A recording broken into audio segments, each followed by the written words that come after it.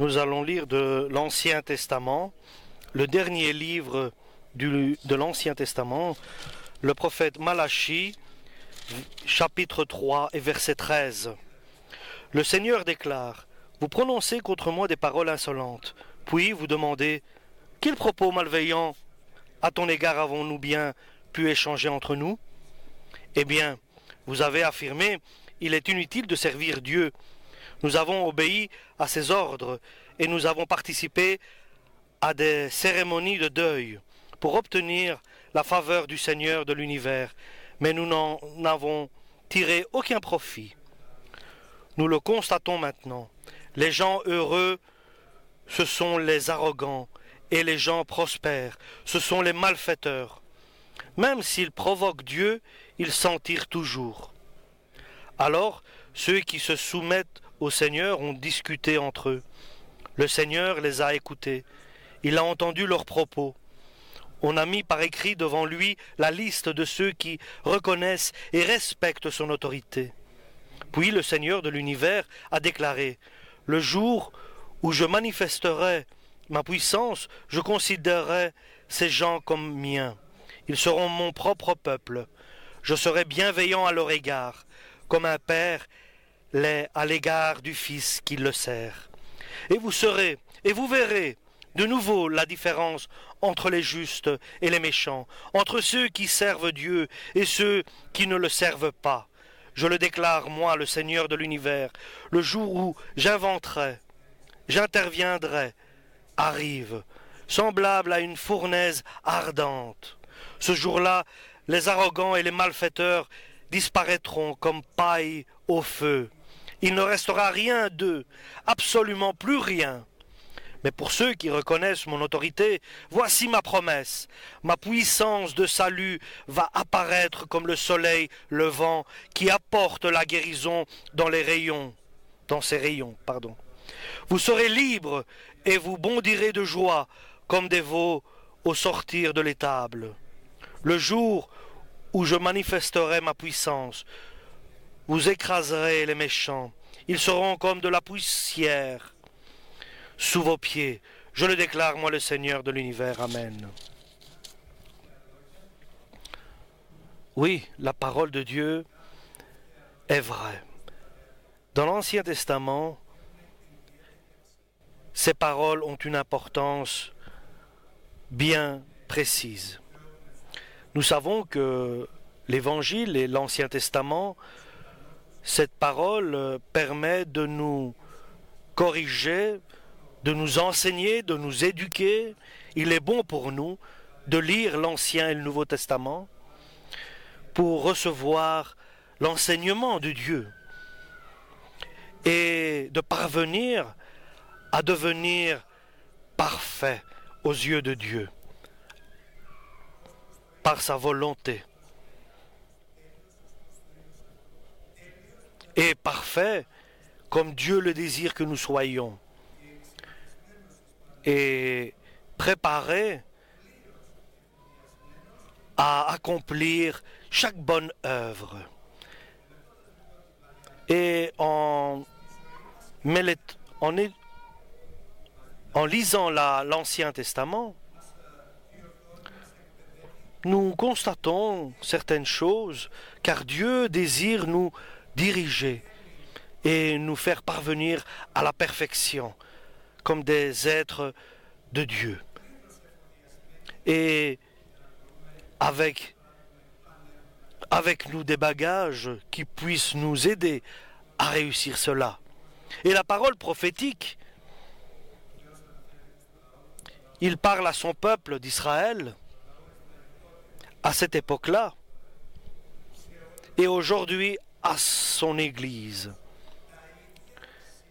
Et cela arrive à tout le monde les mêmes soucis. Et nous savons que les derniers temps, dans l'humanité entière, les temps sont difficiles pour tout le monde.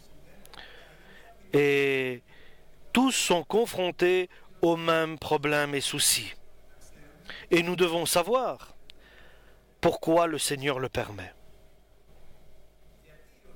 Pourquoi Dieu a prévu à cette époque ancienne et aujourd'hui, cette période où nous vivons. Et nous savons que Dieu avait prévu tout cela, car Dieu connaît l'avenir et avait prévu une solution de salut. Et nous savons que les douleurs d'une femme enceinte, lorsqu'elle est prête à accoucher, deviennent de plus en plus fortes et douloureuses, ces douleurs. Et ces douleurs-là ne sont pas pour détruire la femme, mais pour annoncer une bonne nouvelle, la naissance d'un enfant. Et nous devons prendre conscience que les douleurs de l'enfantement arrivent dans la vie de chacun quotidiennement, dans la vie nationale et dans l'humanité entière, pour préparer ceux qui lui appartiennent et qui sont à ses yeux précieux. Et Dieu permet ces événements pour préparer ceux qui lui appartiennent et qui sont précieux à ses yeux, pour préparer les hommes qu'il viendra chercher.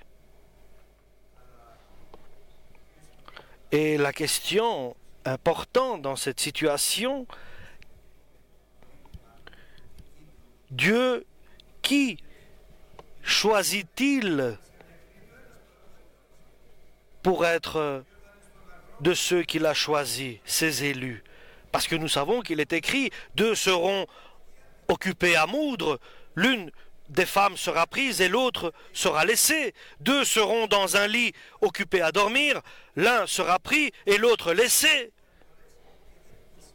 Nous savons, et quels sont les critères de choix de la part de Dieu pour venir chercher ceux qui lui appartiennent? Qui sont ceux qui lui appartiennent? Qui sont ceux qui pour Dieu sont précieux à ses yeux? Et Dieu nous décrit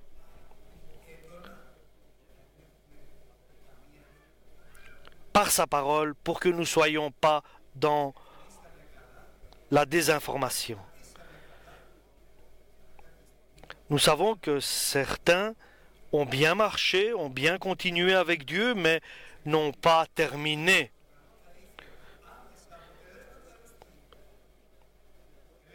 Et la parole de Dieu nous dit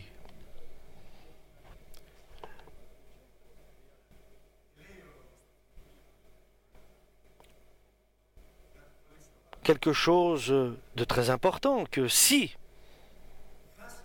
tu perds ta patience, si tu n'as pas de patience, tu es perdu. Et si tu attends,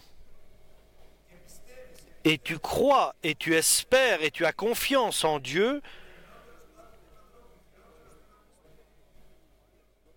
dans ce monde-ci,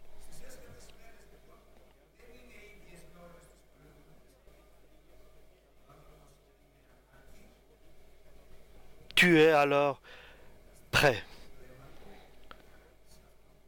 Et Dieu demande que nous tournions notre regard vers la vie éternelle. Et avec un souci, c'est de rechercher la volonté de Dieu. Et nous savons que Dieu va nous donner ce qu'il a promis.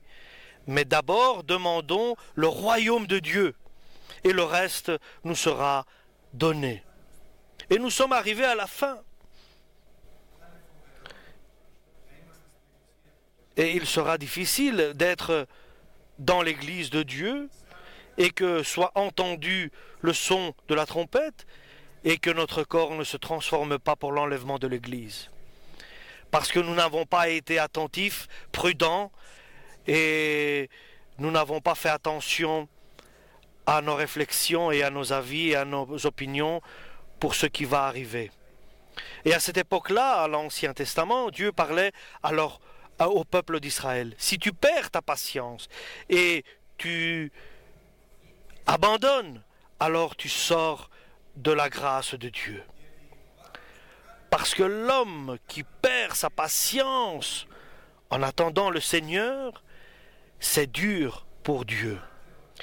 Et c'est inutile alors. Et en vain nous avons travaillé pour le Seigneur.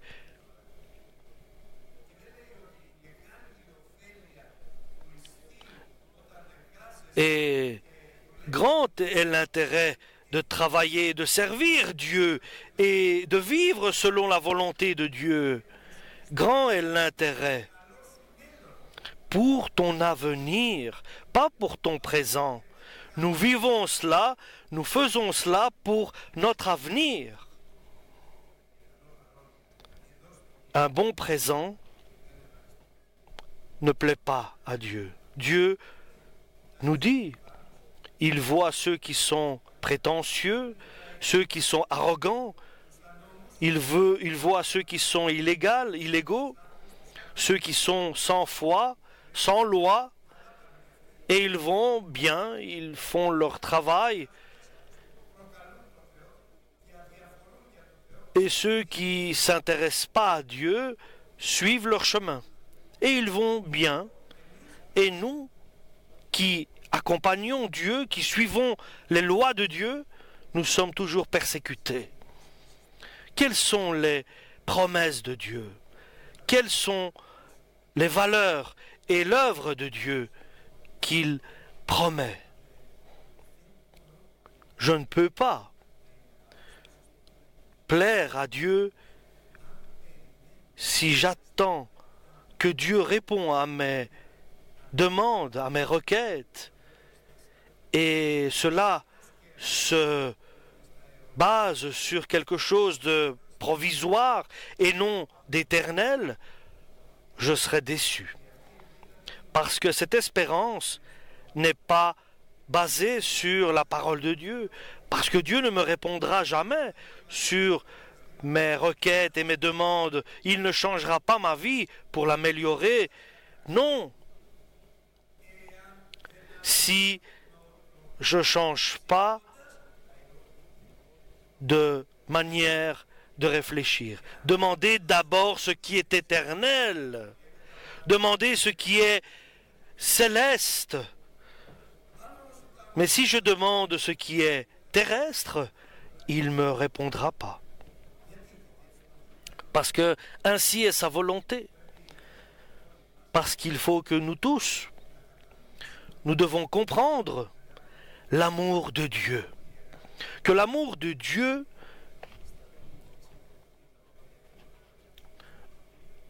n'est pas dans notre vie de chacun, mais nous savons que cet amour, elle est éternelle et non seulement ici sur la terre.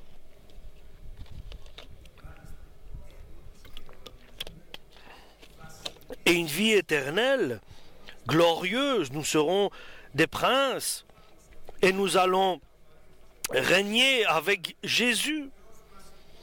Et Dieu nous promet une vie éternelle. Et moi, je me fâche parce que Dieu ne m'a pas répondu pour quelque chose de ce monde si bas. Et ici est quelque chose de terrible. Garde-nous, Seigneur, que nous puissions réfléchir et avoir des opinions et des avis pour la vie éternelle et non pour la terre actuelle. Et Dieu tourne son regard vers ceux qui regardent vers le ciel, ceux qui craignent Dieu pour ne pas transgresser sa parole. Il y a deux différentes catégories de croyants. Les uns qui vont vers la présence de Dieu pour recevoir leurs requêtes leur demande ici sur la terre, et d'autres, l'autre partie qui va vers Dieu pour recevoir leur requête dans le ciel, la partie éternelle, la vie éternelle dans les cieux avec Dieu. Et nous devons savoir choisir. Qu'est-ce que nous désirons de la part de Dieu? Lorsque nous prions dans notre chambre, lorsque nous faisons nos requêtes devant Dieu, nous proposons à Dieu de répondre à nos demandes. Et qu'est-ce que j'ai mis d'abord à cette demande, à cette requête devant Dieu?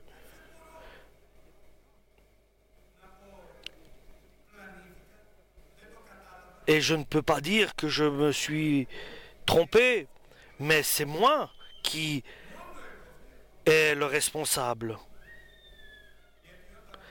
Parce que lorsque je rentre dans ma chambre pour prier Dieu, ce que j'apporte comme requête, demande devant Dieu, c'est ce que Dieu ne veut pas entendre, ce qu'il ne désire pas entendre, car nous lui demandons des choses pour ce monde.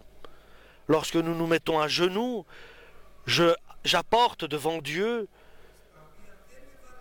ce que Dieu ce qui ne lui est pas agréable. Parce que nous savons que le temps approche et il faut que nous changions. Il faut que nous changions de manière de nous comporter et de demander. Et ceux qui demandent des choses pour la terre ici, pour ce qui est provisoire, ils les mettent de côté. Pour les autres, ils se tournent avec beaucoup d'attention et de prévoyance. Il est très important de savoir si Dieu me regarde avec amour ou bien il m'a totalement abandonné. Parce qu'il a fait ce qu'il fallait et ceux qui demandent les affaires de ce monde bas, Dieu ne les entend plus, ne les entend pas pour leurs requêtes. Est-ce que je fais partie de ceux qui demandent pour l'éternité ou bien pour la terre qui est provisoire?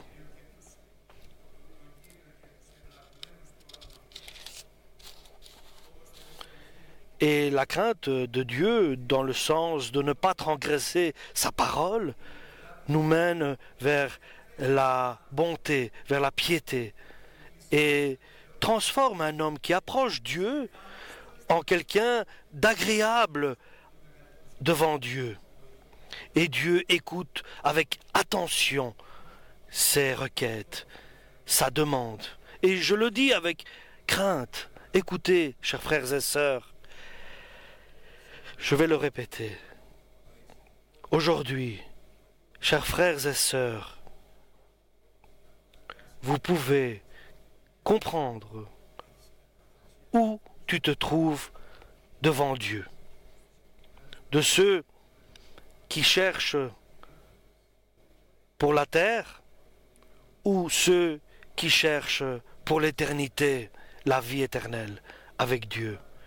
Et là, il suffit de connaître et de regarder sa propre personne et de constater quelles sont nos volontés, quels sont notre désir, quels sont nos désirs, et là nous pouvons comprendre de quel côté nous sommes. Ceux qui sont pour le monde, ils les laissent, jusqu'au moment où ils se repentent et ils reviennent vers ce qui est éternel et spirituel. Ceux qui craignent Dieu et qui cherchent à l'éternité, ceux-là sont à moi. Ce sont mes élus. Ce sont ceux que j'ai choisis. Moi, je m'occupe d'eux et je les prépare pour ce jour-là de leur entrée dans le royaume de Dieu. Et moi, j'aurai pitié d'eux Et il est très important que Dieu ait pitié de nous. Kyrie eleison, aie pitié de nous. Alléluia. Et j'ai pitié d'eux comme un père qui a pitié de son fils, qui le voit travailler au service de son père. C'est ainsi que Dieu a pitié de nous, parce qu'il nous voit qu'on travaille et nous travaillons pour Dieu et nous avons choisi le bon chemin. Et en vérité, nous sommes ceux qui œuvrent pour Dieu. Dieu peut collaborer avec nous jusqu'au jour où vient son apparition. Et alors, tous reviendront un peu avant la fin. Ils reviendront et ils verront la différence entre ceux qui travaillent pour Dieu et ceux qui ne travaillent pas pour Dieu. Ceux qui ont œuvré pour Dieu et ceux qui n'ont pas œuvré pour Dieu. Et ceux qui ont abandonné le chemin. À partir de là,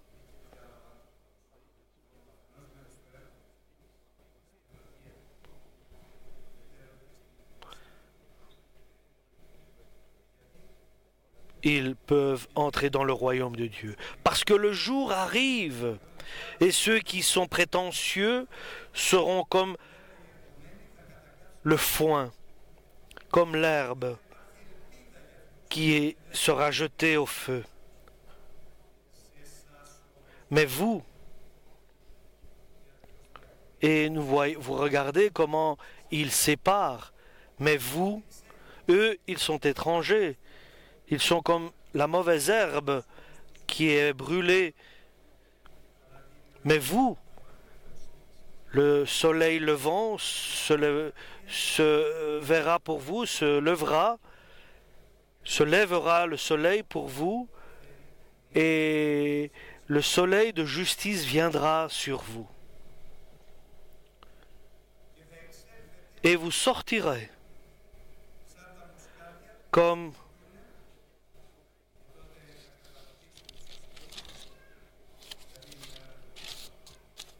quelqu'un de très heureux.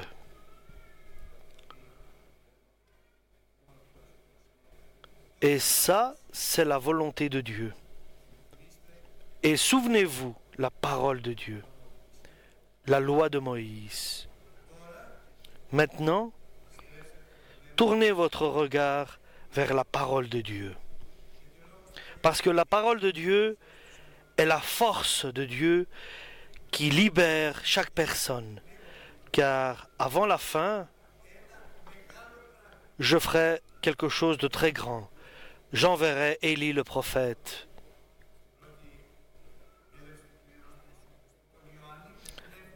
Ce sera Jean le Baptiste. Et il aura l'esprit d'Élie.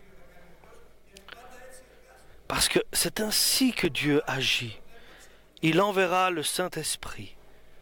Oh, alléluia, Kyrie. Et il aura cette mission à accomplir. Il fera revenir le cœur des parents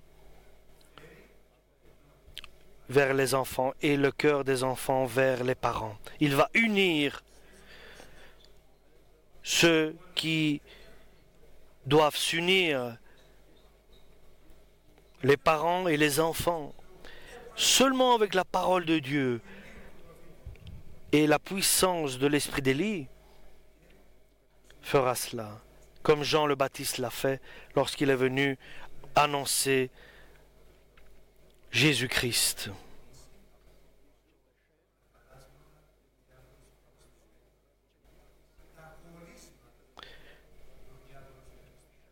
Et il va détruire les séparations que le diable crée, les divisions qu'il crée dans les foyers et dans les relations entre les hommes. Et s'il n'y a pas cette union, il ne viendra pas. Le royaume de Dieu ne viendra pas s'il n'y a pas l'union dans ma maison. Le royaume de Dieu ne viendra pas dans ma maison s'il n'y a pas cette union. S'il n'y a pas une union ici dans l'Église, le royaume de Dieu ne viendra pas. Il faut une unité spirituelle. Alors Dieu peut intervenir avec des miracles et des prodiges. Et la parole de Jésus, c'est « Aimez-vous les uns les autres comme je vous ai aimé. » Et c'est ainsi que les gens verront que vous êtes mes disciples en vous aimant les uns les autres.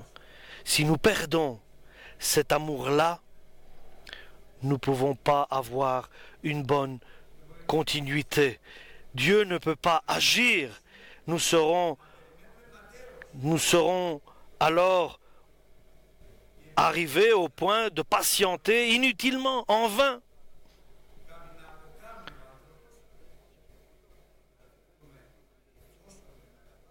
Et si nous n'aimons pas, nous serons mis de côté. Donc c'est un cercle. C'est un cercle de bénédiction. Je dois craindre Dieu et je veux être uni avec mes proches, être uni par l'amour de Dieu avec mes proches.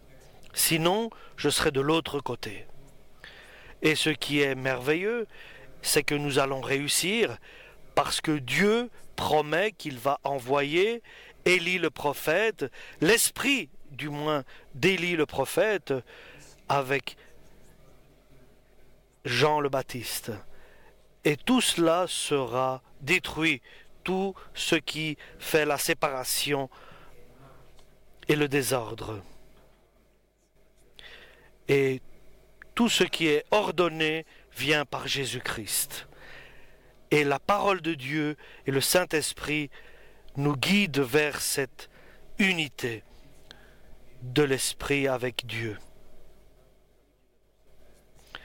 Et demandons à Dieu qu'il verse par l'Esprit Saint son amour dans nos cœurs et qu'il n'y ait pas de séparation, alléluia, et de division. Et qu'il nous donne la force de faire sa volonté. C'est un effort, c'est un travail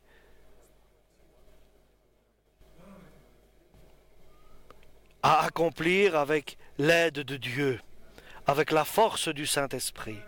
Maintenant, nous savons, si nous n'avons pas de sympathie pour quelqu'un, nous retournons en arrière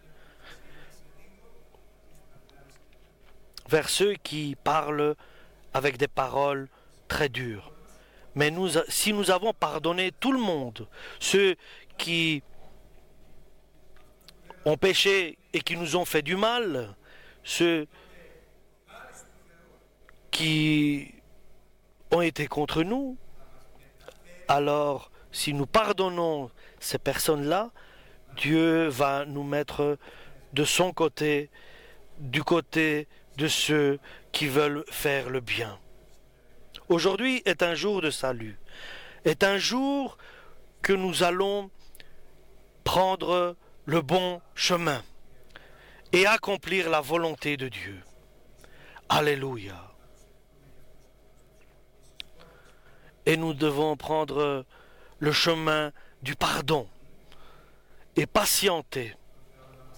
Et que Dieu nous prépare pour qu'il nous amène au jour de sa gloire et au jour de l'enlèvement de l'Église.